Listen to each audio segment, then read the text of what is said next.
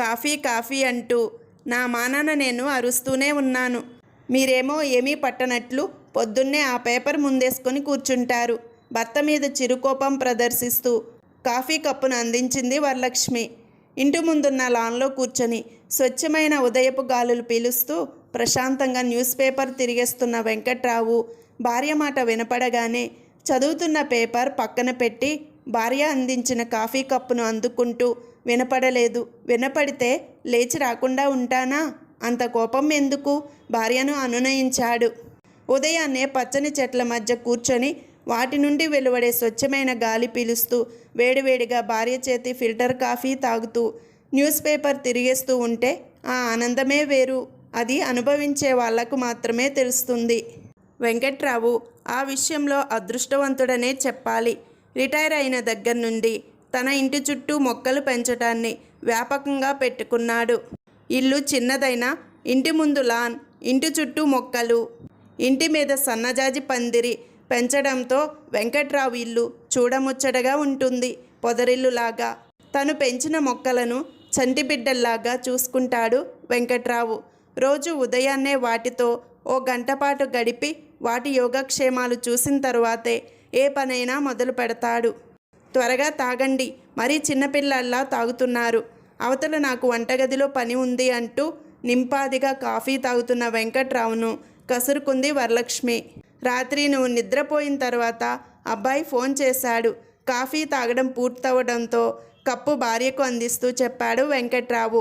కొడుకు మాట రావడంతో అప్పటిదాకా చిటపటలాడిన వరలక్ష్మి ముఖంలో ఆనందం వెల్లివిరిసింది. ఎంతైనా కన్నప్రేమ కదా. భర్త పక్కనే కూర్చుంటూ ఏమంటున్నాడు, కోడలు కూడా మాట్లాడిందా, మనవళ్ళు ఏం చేస్తున్నారట అంటూ ప్రశ్నల వర్షం కురిపించింది.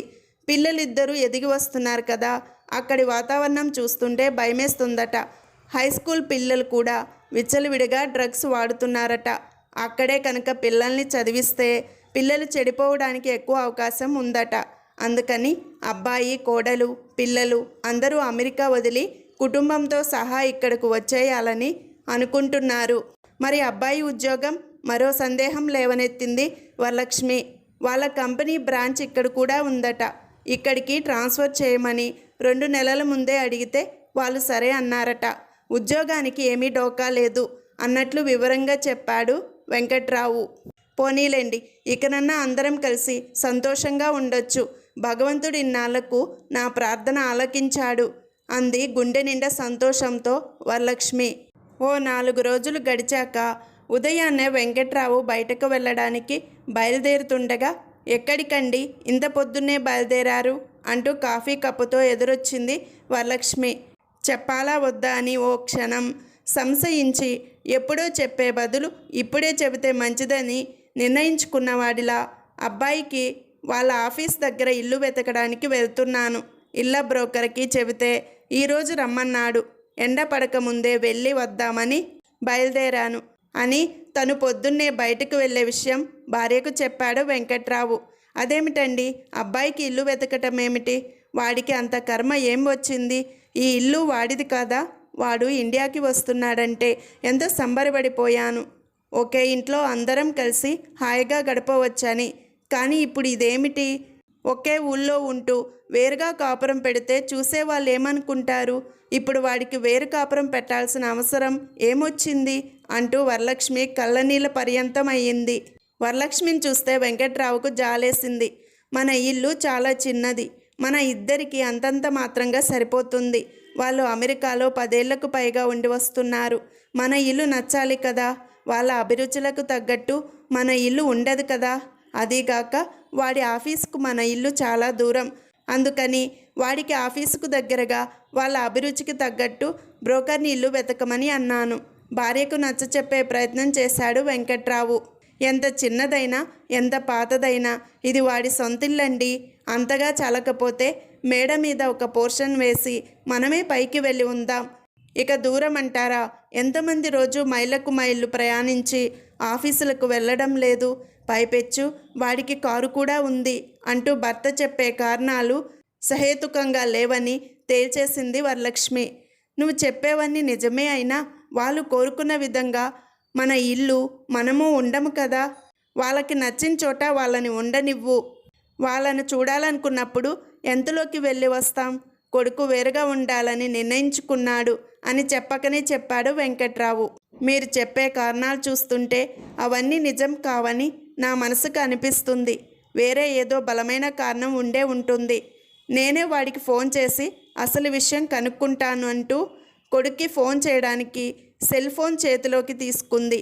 ఫోన్ చేయబోతున్న భార్యను వారించి మనతో ఉండటం వాడి భార్యకు ఇష్టం లేదట అసలు విషయం చెప్పాడు వెంకట్రావు.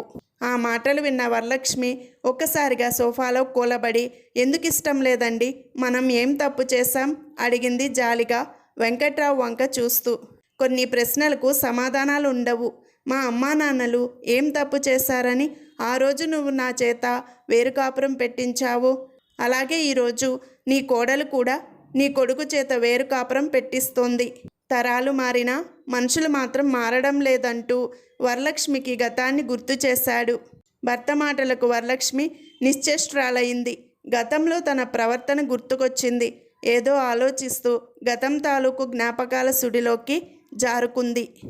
వెంకట్రావుది సిటీకి దగ్గరలో ఉన్న ఓ పల్లెటూరు. పేరుకు పల్లెటూరు అయినా సిటీకి దగ్గరగా ఉండడంతో స్వచ్ఛమైన పల్లెటూరి గాలులను సిటీ తాలూకు కాలుష్యపు వాయువులు మింగేశాయి. కేవలం గాలినే కాదు, ప్రజల మనసులను కూడా కలుషితం చేసింది సిటీ వాతావరణం. సిటీకి దగ్గరగా ఉండడంతో రియల్ ఎస్టేట్ రాబందులు పచ్చని పల్లెలపై వాలిపోయి పొలాలన్నీ ఫ్లాట్లుగా మార్చివేశారు. వెంకట్రావు తండ్రికి కూడా 2 ఎకరాల పచ్చటి నేల ఉంది. రియల్ ఎస్టేట్ దళారుల ప్రలోభాలకు ఏమాత్రం లొంగిపోకుండా ఆ 2 ఎకరాల్లోనే వ్యవసాయం చేస్తూ కుటుంబాన్ని గుట్టుగా సాగిస్తున్నాడు. వెంకట్రావు కూడా అదే ఊళ్ళో జిల్లా పరిషత్ పాఠశాలలో ఉపాధ్యాయుడుగా ఉద్యోగం రావడంతో ఉద్యోగం చేసుకుంటూ తండ్రికి వ్యవసాయంలో తోడుగా నిలబడడంతో ఏ కష్టాలు లేకుండా జీవననౌక సాగిపోతోంది. వెంకట్రావుకు వరలక్ష్మితో పెళ్ళైన నాటి నుండి మొదలయ్యాయి కష్టాలు. వరలక్ష్మి కాస్తంత కలిగిన కుటుంబం నుంచి రావడం, పైపెచ్చు మొదటి నుండి సిటీ వాతావరణంలో పెరగడంతో పెళ్ళైన తరువాత అత్తగారింట్లోనే పల్లెటూరు వాతావరణంలో ఇమడలేకపోయింది. చుట్టుపక్కల వాళ్ళు పొలాలను మంచి రేటుకు అమ్ముకొని ఆ డబ్బుతో సిటీలో మంచి బిల్డింగ్ కట్టుకొని మిగిలిన డబ్బుతో బిజినెస్ చేసి కోట్లు సంపాదిస్తున్నారు అని రోజు భర్తని సతాయించేది వరలక్ష్మి. వాళ్ళకంటే ఏ ఉద్యోగం సద్యోగం లేదు కాబట్టి పొలాలు అమ్ముకొని సిటీకి పోతున్నారు. మనకేం కర్మ, మనకు ఆ భగవంతుడు మంచి ఉద్యోగం ఇచ్చాడు అని వెంకట్రావు భార్యకు ఎంత నచ్చ చెప్పాలని చూసినా వినేది కాదు వరలక్ష్మి. తన తల్లిదండ్రులు బ్రతికున్నంతకాలం పొలం అమ్మే ప్రసక్తే లేదని వెంకట్రావు భార్యకు తెగేసి చెప్పాడు. ఇక ఎటు పొలం అమ్మేటట్లు లేరని వెంకట్రావును సిటీకి ట్రాన్స్ఫర్ చేయించుకోమని మళ్ళీ ఒత్తిడి చేయడం మొదలుపెట్టింది. దానికి కూడా వెంకట్రావు ససేమిరా అనడంతో వరలక్ష్మి అలిగి పుట్టింటికెళ్ళిపోయింది.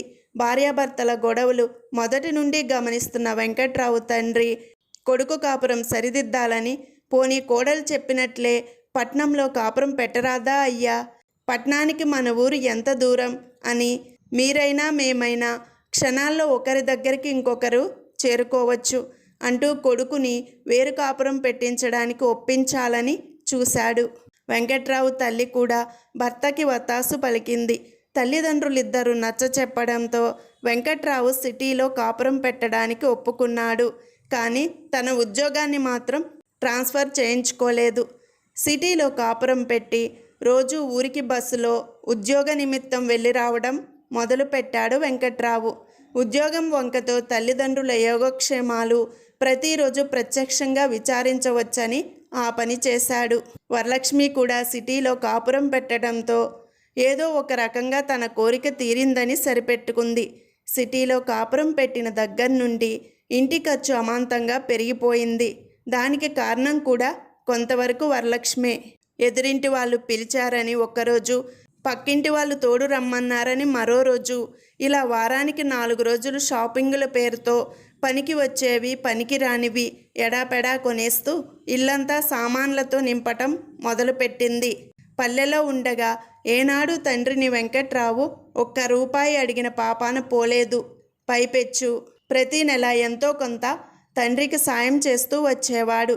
కానీ సిటీకి వెళ్ళిన 3 నెలల్లోనే తండ్రిని ఎదురు డబ్బులు ఇవ్వమని అడగాల్సిన పరిస్థితికి చేరుకున్నాడు వెంకట్రావు. అప్పటికి గాని పల్లెటూరి విలువ, అత్తమామ అవసరం తెలిసి రాలేదు వరలక్ష్మికి.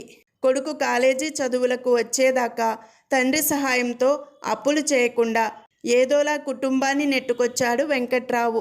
కానీ కొడుకు అమెరికా వెళ్తానని తన కోరిక బయట పెట్టగానే తన ఆర్థిక పరిస్థితి దృష్ట్యా వద్దనుకున్న తల్లి కొడుకులు ఇద్దరు గట్టిగా పట్టుబట్టడంతో చేసేది లేక ఒప్పుకున్నాడు.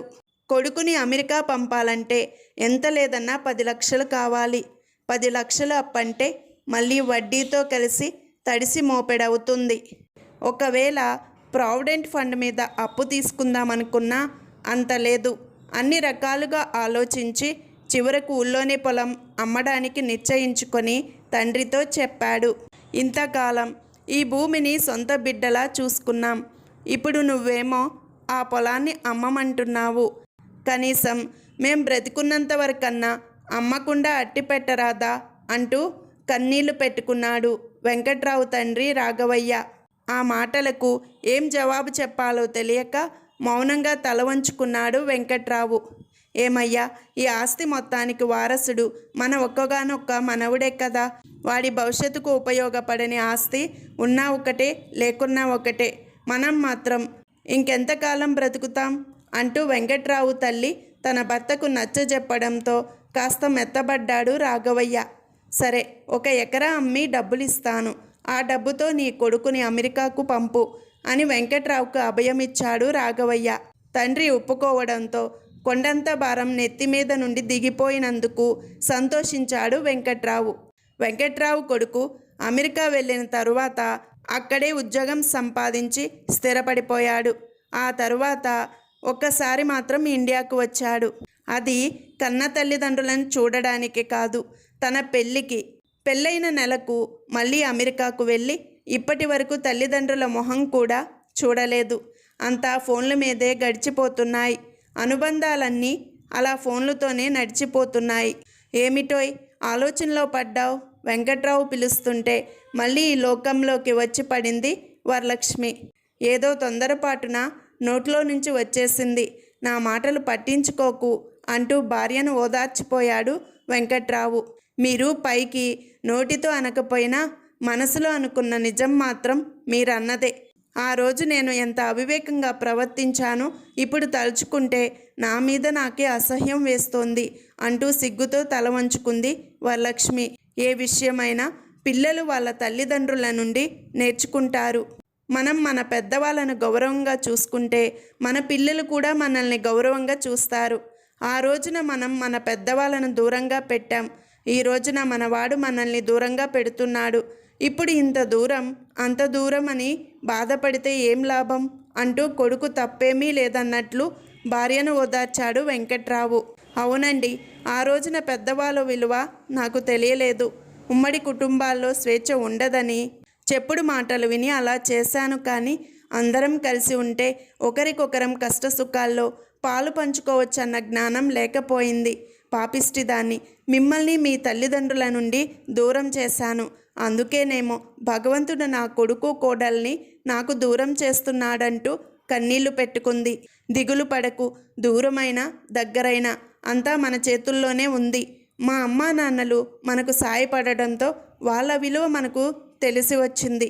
అదేవిధంగా మనం కూడా అబ్బాయి పిలిచినా పిలవకపోయినా వాళ్ళ ఇంటికి వెళ్తూ అడిగినా అడగకపోయినా అవసరాలకు సాయపడుతూ ఉంటే ఎలా అయితే నువ్వు మా అమ్మా నాన్నల విలువ గుర్తించావో అలాగే వాళ్ళు కూడా మన విలువను గుర్తిస్తారు. అప్పటిదాకా కాస్త ఓపిక పట్టు, తప్పదు. భర్త చెప్పింది నిజమే అన్నట్లుగా తల ఊపుతూ కొడుక్కి మంచి ఇల్లు వెతకడానికి తను బయలుదేరింది. తమ మధ్య నెలకొన్న దూరం మున్ముందు తగ్గకపోతుందా అనే ఆశతో.